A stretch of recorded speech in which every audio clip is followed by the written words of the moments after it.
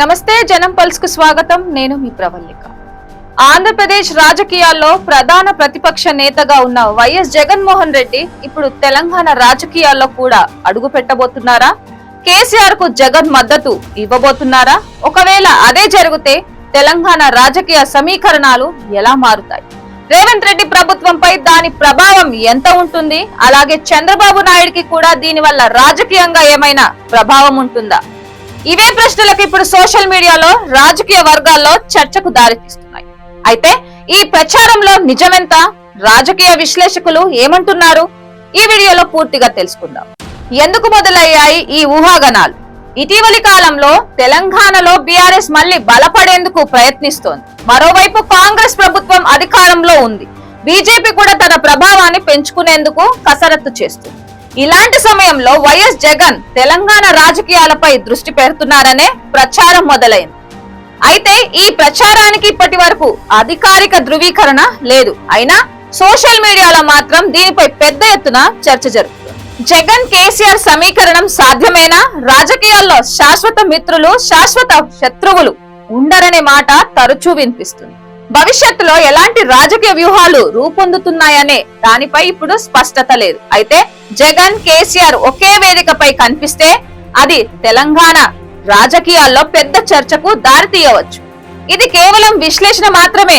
దీనిపై ఇప్పటి వరకు అధికారిక ప్రకటన లేదు. చంద్రబాబు పరిస్థితి ఏంటి?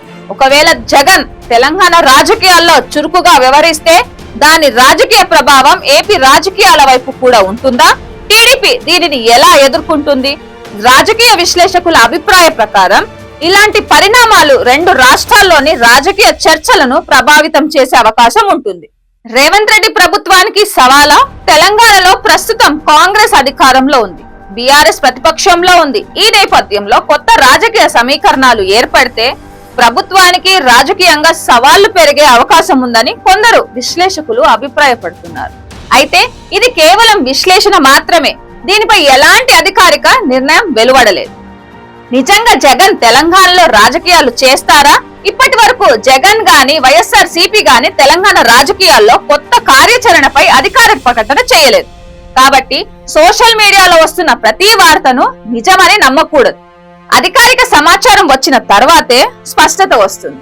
ఈ వీడియో వాస్తవాలుగా కాకుండా రాజకీయ చర్చల్లో వినిపిస్తున్న ఊహాగానాలు, విశ్లేషణల నేపథ్యంలో రూపొందించారు. ఏ నాయకుడు ఏ నిర్ణయం తీసుకున్నారని నిర్ధారణ లేని విషయాలను నిజాలుగా చెప్పకుండా ప్రశ్నల రూపంలోనే ఉంచడం మంచిది. అయితే మీ అభిప్రాయం ఏమిటి?